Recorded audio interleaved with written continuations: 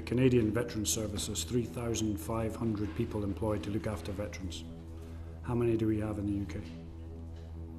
In the OVA, the Office of Veterans Affairs, we have just under 70.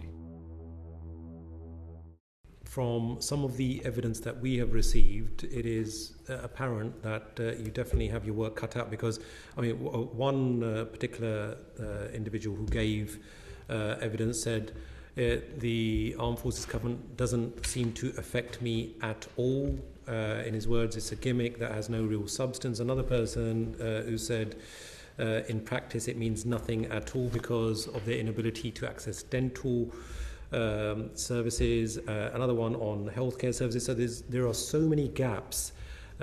Would you concede that there is a lot that needs to be done cross-departmentally in order to give the level of service that our brave servicemen and women deserve? 100%. Some of the issues you're talking about there are particularly for veterans.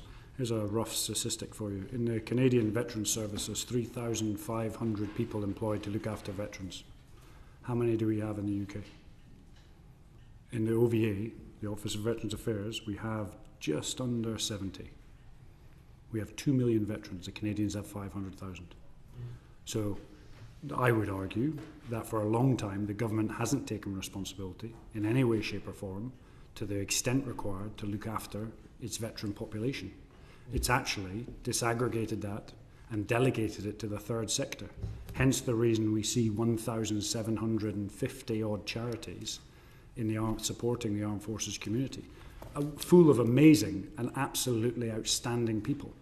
But the coordination and the coherence of the support across £1 billion industry could be improved. And one of the ways you improve it is by the government taking more responsibility for how it supports its veterans network in particular, and the armed forces through the Covenant.